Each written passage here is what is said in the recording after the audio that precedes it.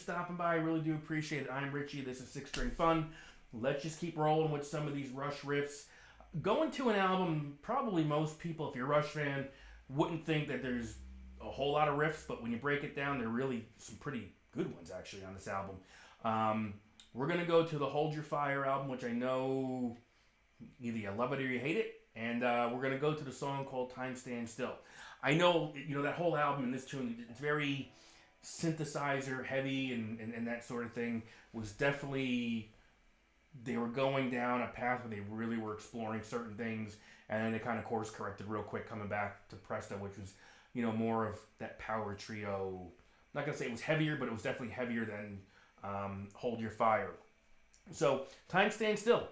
If you know how to play or you're familiar playing with Limelight off of the Moving Pictures album, this is a very similar riff. You're kind of only changing a couple notes around, and it becomes the intro to the song, basically. We're going to just kind of work off of, really one chord shape for the most part. And I'll walk you through how I do this and see if you like it. Maybe you will. Let me know in the comments what you think. But it's a kind of a cool, it's a good exercise because it's forcing your fingers to maybe play some notes and move in directions that they're not always accustomed to, which is a good thing.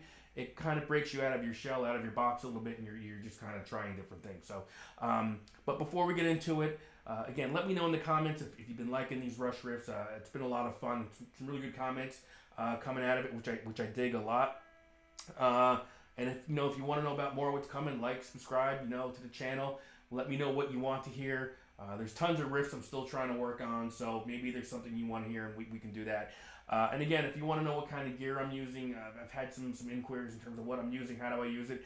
Really, everything behind me, and then anything that I gig with or go to rehearsal with, it's listed below. I mean, it's pretty straightforward between the guitars, the amps. A lot of this is done through the Spark 40 anyway, so if you're thinking about it, definitely look into it. It's a pretty cool amp, and I know they're making some improvements. And you've got the air step, which I haven't gotten yet, but I'm going to look into that. But enough about that. Let's kind of get into this riff. See if you like it, see if you can do it, and we'll have some fun here on this one, all right? Okay, so as I mentioned, we're going to get into this. Let me play it. I'm going to play it for you slowly, and I'll break it down for you, and it can show you how I'm doing this. So really, we're going to hold this B5 right here, okay? This is how I hold the B5, and quite honestly, one of the notes I'm not even going to play, but it's because of just how I have this comfort level playing this chord. This is how I do it. So it's a B5. We're going to play second fret on the 5th string, 4th fret, and 4th fret on the D, and 4th fret on the G, okay? And we're going to hit the first two notes of the chord, the B. So it's 5th string, 4th string. And then we're going to skip and we're going to go to the open B.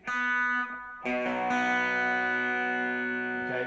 So in theory, you can not have that pinky there, but I keep it there, and here's why I show you I keep it there. So these three notes.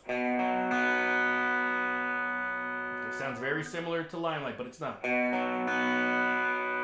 Okay? And then I'm going to take my index finger and I'm going to drop it from the 5th string to the 4th string. And play the exact same strings, but I'm playing different notes now. So I'm going to just call this out. This is the 5th string, 4th string, 2nd string.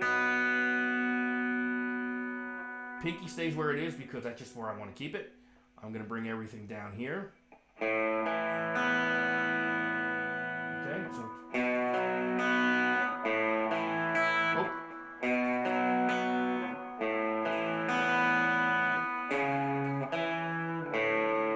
That's kind of your turnaround, okay? So it's 4th fret on the B string, 2nd fret on the D string.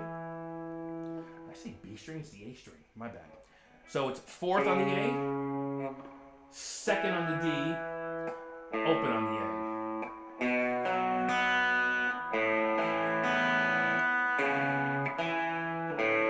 And then an A sus2. And this tune is full of those open Leifson type of chords.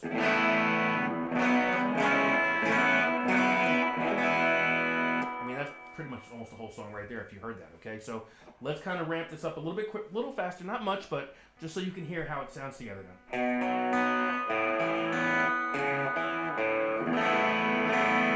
And that's the intro. Okay,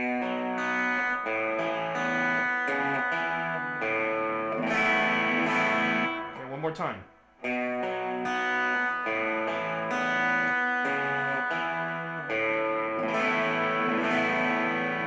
And then when the verse kicks in, it's going to this open, it's kind of like, it's a C sharp, but it's not the minor.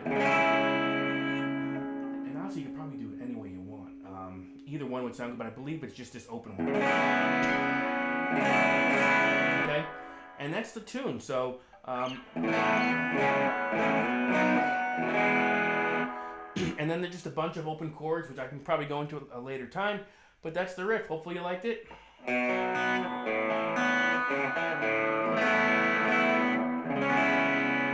That's the tune, basically. Excuse me. But, and again, if you really listen closely, you can kind of hear. And then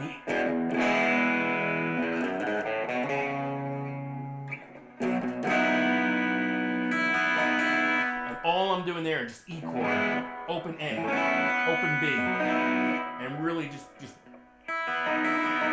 using those open chords, so open strings on those chords. All right, so hopefully you enjoyed it. I'll see you on the next one. Let me know if you have any requests. Would love to hear. I mean, I'm kind of bouncing around. I would love to. Actually, there's one from the Counterparts album I'm really looking at right now, and it's not. They played it once live, and that was it. So I might give that a whirl. It's a cool riff. So let me know. See you on the next one. Later.